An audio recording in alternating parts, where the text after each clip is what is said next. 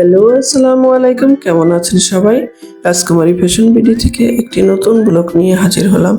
এই যে সকালবেলা থালাবাটি ধুয়ে তারপরে বাজারে গেলাম। দেখেন চারিদিকে কি সুন্দর সবজি সবুজ। তারপর মাছের বাজারে গেলাম। এই যে মাছ, চিংড়ি মাছ, কই মাছ, অন্যান্য হাঁসরা মাছগুলা। তারপর হচ্ছে আমি মুরগির দিকে গেলাম, মুরগি নিলাম। তারপরে হচ্ছে আপনার ওই যে সবজি নিচ্ছি, ওই যে দুধ নিলাম। তারপর বাসায় আসলাম। এই যে আমার ছোট্ট পাকের ঘর, এই যে পাকের ঘরের ভিতরে আমি এইগুলো এখন গুছিয়ে রাখবো এক এক করে। তারপর হচ্ছে এই যে কলাগুলো অনেক সুন্দর, বড় বড় কলা, 30 টাকা 35 টাকা করে হালি নেয় এগুলো। তারপরে এই যে দুধ এনেছিলাম, সেটা জাল দিয়ে রাখবো। তো বাচ্চাকে প্রত্যেকদিন দুধ খাওয়াতে হয়, মাঝে মাঝে খায় না, কিন্তু সেমাইটা মাঝে মাঝে রান্না করা হয়, আমি জাল দিয়ে রাখি। তারপরে দুপুরে রান্নায় গেলাম। রান্নায় আমি ভাত বসিয়ে দিলাম। তারপরে এই যে আমার মেয়েরা খেলা করছে পুতুল নিয়ে, তাদের জল পরি, তারপর হচ্ছে ছোট্ট একটা পরি আছে, সেটা নিয়ে খেলা করছে, ওই টিভি দেখছে। এই ফাঁকে আমি কাজগুলো করি, কারণ হচ্ছে আমি একা মানুষ তো সব দিকে সামলাতে পারি না। সকালে প্রায় দোকানে যেতে পারি না ওর আব্বু বাসায় না থাকলে। তো এই যে খেলা করছে, সেটুকু ক্যাপচার করলাম, আপনাদের দেখালাম। তারপরে আমি অন্যান্য কাজে যাব। তো এই যে এর ভিতরে দোকান থেকে একটা ফোন আসলো, আন্টি আসেন, আমি একটা ব্যাগ নিব। এই যে টুথ ব্যাগ, মেয়েদের কলেজের ব্যাগ। পুরো দোকানটা আপনাদের ঘুরিয়ে দেখাচ্ছি, আমি এখানে একটু স্কিপ করিনি।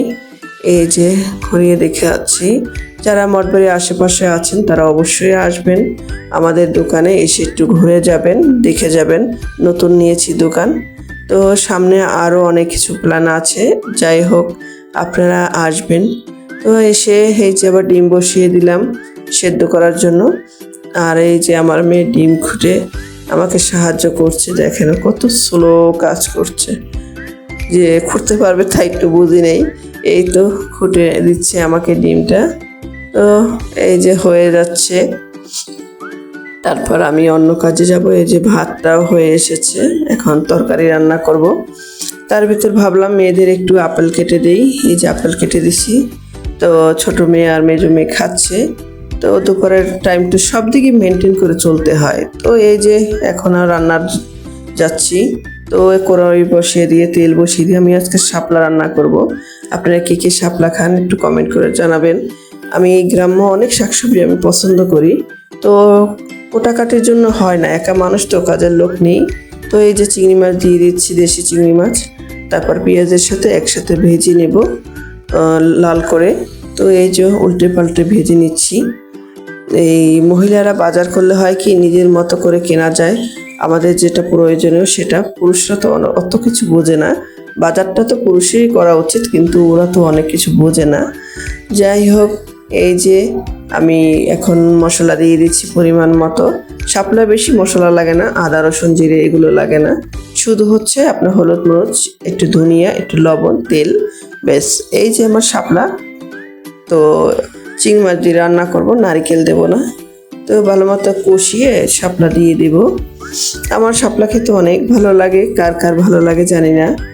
আমি শাপলার সিজনে শাপলাটা খাই, প্রত্যেক দিনই রাখার চেষ্টা করি, ভাজি নয় রান্না, এই দুইটাই খাই। মাছ দিয়েও সেরকম একটা রান্না করা হয় না, কিন্তু চিংড়ি মাছ দিয়ে রান্না করি। তো এগুলো ঢাকাও দেখেছি, আমি যখন গাজীপুর ছিলাম তখন দেখেছি, সেখানেও পাওয়া যায় বিলের আপনার শাপলা। তো সেটাও ভালো দেখতে, খেতেও মজা।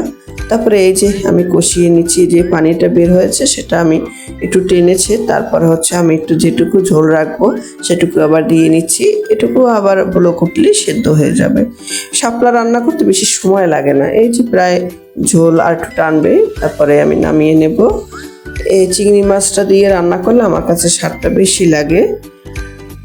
এই যে ঝোলটা একটু টেনে এসেছে, এখন আমি অন্য তরকারি রান্না করতে যাব। কড়াই বসিয়ে তেল বসিয়ে দিলাম। ওই যে ডিম সেদ্ধ করতে দেখেছিলেন, আমার মেয়ে ছেলে ছিল, সেগুলো ভেজে নেব। তো আমরা মানুষ কম, 3 মাঝি, আর ওর আব্বু আর ফুপু চলে গেছে। আর ফুপু আজকে রওনা দিয়ে চলে গেছে, সে তো জর্ডান থাকে, তার হাজব্যান্ড ওই জায়গায় চাকরি করে, সে কোয়ার্টারে থাকে। তো চলে গেছে সে। আজকের আমরা মানুষ কম, তাই অল্প অল্প রান্না। এই যে ডিমটা ভেজে নিয়েছি প্রায়, আর একটু লাল করে নামিয়ে নেব। তারপরে আমরা রান্না করব, রান্নার প্রস্তুতিতে যাব।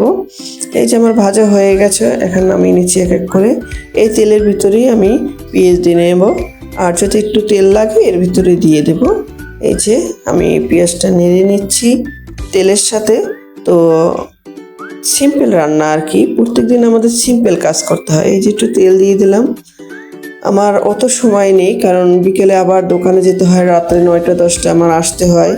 তো একা মানুষ তো, বাজার, রান্না বান্না, বাচ্চা সামলানো, তারপর দোকান, কি করব, বেঁচে থাকতে হলে খেতে হবে, কিছু করতে হবে। মেয়েদের ঘরে বসে থাকলেই তো সব কিছু সমাধান হয় না। আমার 3টা মেয়ে আছে, তাদের ভবিষ্যতের কথা চিন্তা করে আমাকে আজকের এই পথে নামতে হয়েছে যে সৎভাবে কিছু করি। তো মেয়েরা তো আজকাল অনেক কিছু করে, ব্যবসা তো মেয়েরাই করে এখন বেশি। এর জন্য আর কি নামা। ওর আব্বুরে বুঝালাম, কি করব, তুমি তো আছোই, তার পাশাপাশি আমার 3টা মেয়ে, আমরা দুইজনই কষ্ট করি। এখন কষ্ট করার সময়, যখন আমি থাকবো না, তুমি থাকবে না, তখন মেয়েদেরকে কে দেখবে? আমার বাবা মা নেই, তোমার বাবা মা নেই। তো এর জন্যই আর কি সব কিছু করা, কষ্ট করা। আপনারা বাবা মা যারা আছেন সবাই তো এই চিন্তাটাই করেন, সন্তানের ভবিষ্যতের কথা। নিজেদের কথা তো আমরা চিন্তা করি না, কি হবে আমাদের, কি করব, বাঁচবো কিনা, সুস্থ থাকবো কিনা, সুস্থ অবস্থায় মারা যাবো কিনা। এই যে আমার রান্না প্রায় হয়ে আসছে, আমার মেয়েরা বললো, আম্মু একটু আলু দাও, আলু না দিলে খেতে পারবো না। ভুনা কিছুই করতে পারি না আলু ছাড়া। তো এই যে 2টা আলু দিয়ে দিয়েছি, সেটা নেড়ে চেড়ে তারপরে ঝোল দিয়ে দেবো। তো আমার রান্না কেমন লাগে একটু কমেন্ট করে জানাবেন, তাহলে আমি অনেক খুশি হব। যে যে আপুরা দেখেন তারা তো সবাই রান্না করতে পারেন কম বেশি, তা তো আমি জানি। তারপরেও আমরা এই ব্লগে এগুলো শেয়ার করতে হয়, তাই করি। তো সবাই ভালো থাকবেন, সুস্থ থাকবেন, সুন্দর থাকবেন, আমার জন্য দোয়া করবেন। আমি যেন সামনের দিকে এগিয়ে যেতে পারি, সন্তানদের জন্য কিছু করতে পারি, আল্লাহ যেন আমাকে সুস্থ রাখে।